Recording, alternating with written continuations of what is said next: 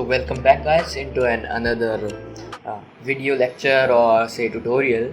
Here I will tell you about some git commands or some about git at production level, or you can say that at advanced level. So in previous video of git and github you must have learned about some basics like basic commands of git, like git push pull and so let me give you an overview what we are gonna cover. So logs in git, what are logs and logs in git, about git diff command and about git rm command, and what is .git ignore. So first of all let me quickly revise you about previous session you must have learned, or if you didn't I will gonna tell you now. So first of all, areas in git, we have three areas in git: working directory, staging areas and repository. Working directory is where you keep your code, and staging areas area is one which after we add our code, and repository where you keep your code in check. Two types of repository, local and remote, I will tell you later. So here we have working directory. Here we keep our code file or just files, you can say. After doing git add command, what git does, first of all you have to initialize this working directory by git init command, and this working directory is ultimately your repository. So by working directory we have here our codes. By git add command, the codes transfer or copied into this staging areas. This staging areas are the area where files are kept tracked, we can say that, or files are kept here to be a part of next commit.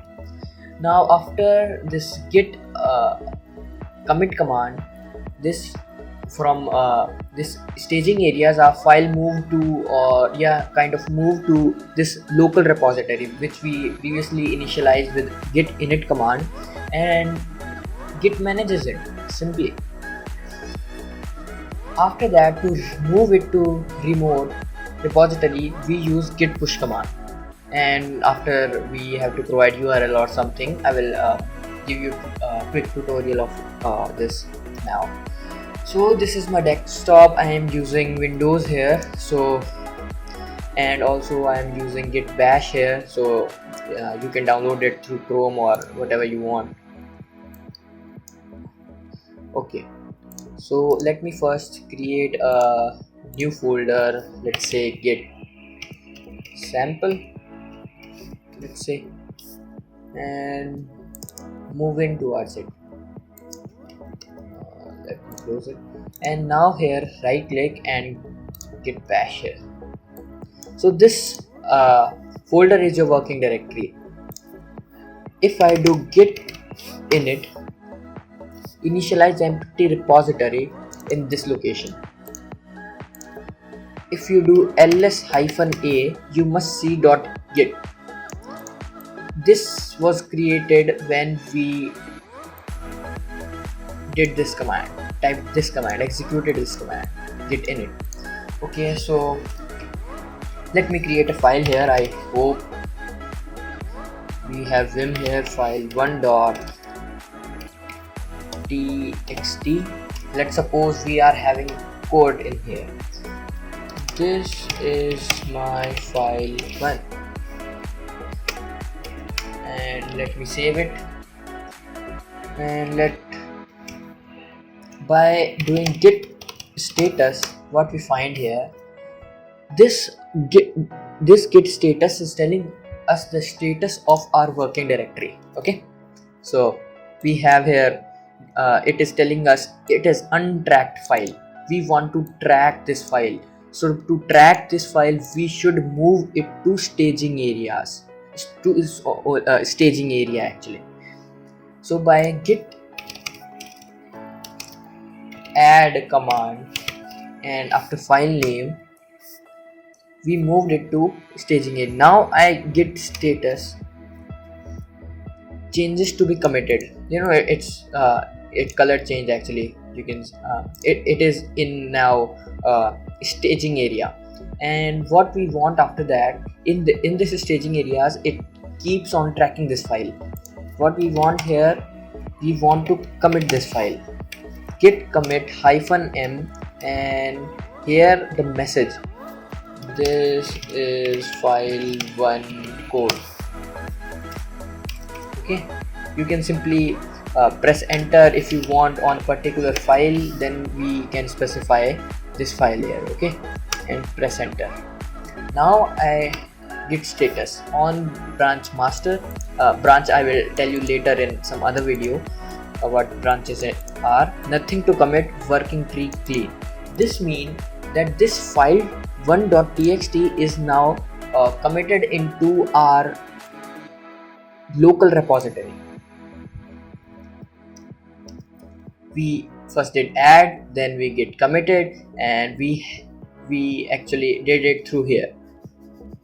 Okay, so this was for a quick revision, and now we will move on to logs in Git. Okay, so let me do some more. Let me create some more files. Let file 2.txt, and if I press I, we can insert it here. This is file 2, and save it. And suppose I created another file. So when I did git status, it is again saying git add. Now I will fastly git add file 2.txt. now git commit -m. You can write anything you want here, file 2 code, and press dot. This is ls. And also if you when we do ls, it is showing us our working directory, files in working directory. And when I do git ls -files, it show file in our repository. So if I do and let me quickly show you file 3.txt, and this is file 3 wq. And when I do ls, what we have here in working directory, I have 3 files, but when I do git ls -files, I have only 2 files. Why 2 files? Because I didn't committed it, I didn't added it into the staging area. So let me add this one too. Git add dot.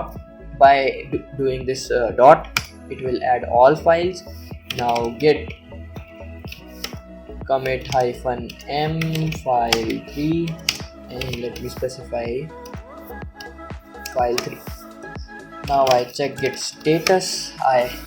My working tree is clean. So let me tell you what git log. If I press enter here, it shows me the commit history. This git log command show me the commit history. So my name is actually my answer. Commit, this is commit id, and this is head is a kind of pointer. Here we can say that it's a pointer on this commit. This head pointer is currently pointing to this commit. This is the last commit we did. So we have, this is our it is showing our commit also. This is file 1 code, file 2 code, file 3. This is showing us just the commit history. If you forgot what commit you made last time, so you can check by git log. Now let me tell you git log -one line. This is just a short version of this. It's saying author date, or if you do this one line, it's showing only one line of each single commit. That's it about git log here. Okay, so I hope you have understood what I am trying to tell you. So let's move ahead guys with the git diff command, and this is our working directory. I have git ls files here, and what I want, let me change file1.txt and add something to it. Second line. What git command will do, git diff command will do, it will tell the difference. File1.txt. So one thing you have noticed, that I did some change in file1 and it was in working directory, not in staging area. So this git diff command works on working directory, and it is showing us with this plus sign that this was added later on. Now if I do git status, it will tell me you have to add it to the staging area. Let add me git add dot, and now if I do git status, now we have modified file. So suppose if you want to check the changes into check the difference between the file in staging area, so what we can do, git diff -help. Help is another great option. In this you can check whatever you want. It has a very nice description over here. So what I was looking for, cache, yeah, git diff cache. This form of very changes you stage for the next commit related to the name. Typically you don't have to actually worry about the language if you don't understand this head thing, or there are many other things. Simply, if you just want to check the changes of your staged areas file. So in staging area I have file1.txt. it is telling me that this file was changed. Now as soon as I commit this file by file1 change, if I try to run this command, it is showing me no output, and as the same for working directory. So this was just a short glimpse of what git diff is. I hope you would have understood it.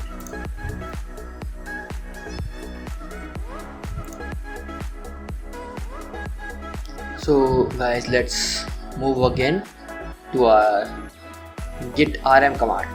So this is my working directory, and if I do git status, my working branch is clean. So suppose I let me use these files only. We have 3 files in our working directory and 3 files in my repository. So let me remove file from git rm command. File3.txt. Look closely. You have seen here that file 3 has been removed. This means git rm command removes from working directory as well as from your repository.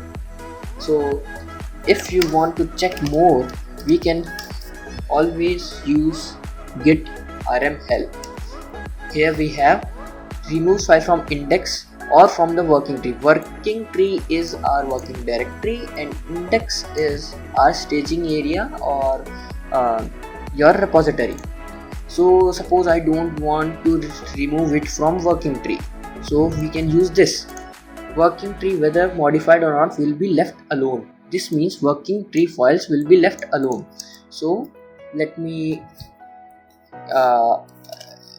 do git status. one more thing, whenever you remove a file, you have to commit the changes. Whenever we add or delete anything, we have to commit the changes. So now if I do, my working tree and index is clean. So let me create a file, touch file3.txt, and echo something into it. We have file3.txt, and now we have 3 files, and but what we have in our repository only 2 files. So git status will track it. Now git add dot for all. Now git status, this file is in my staging area. This means this file is in my index. So what if I want to delete this file? Git rm ---- cached, now file name.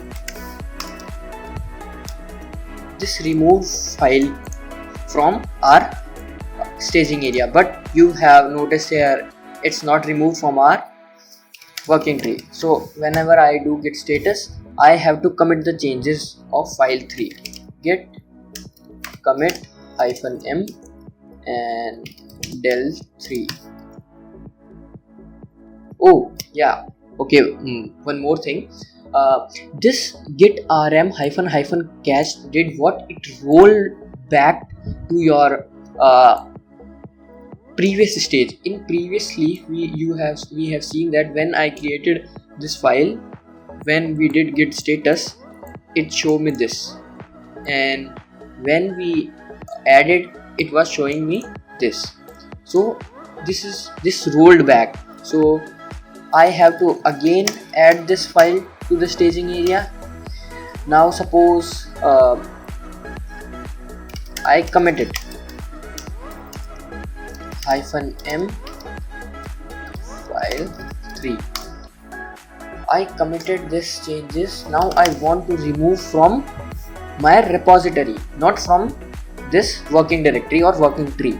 So I will use -- cached and file3.txt.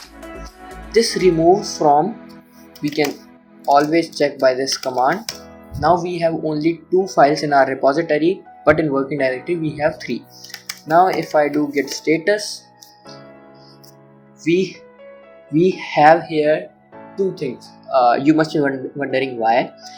Because it deleted that file, it rolled back to its original state, and it also rolled back it to the it also deleted it. But if we commit this change, this file will be deleted from our repository, and if we want to add this file again, we can add it again to our repository or staging area. So this is a nice feature of Git. So I don't want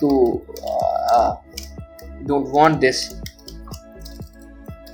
file, so I will just commit it and git status, and this is here. This bring back us to here. So let's move again to our last topic, that is git ignore. And this is our working directory and our repository, and I have my working branch D. So let me, in many companies and servers there are many files, log files and many different kind of files which we don't want to include into our repository, like one.log. Let me create them. So these 2 are my files that I don't want to include in my repository. I simply just will not add them to the staging area, that's it. But you know, whenever I do git status and see this, and it feels bad, so what I can do, I can create .git ignore, and I just have simply to write one.log and 2.log.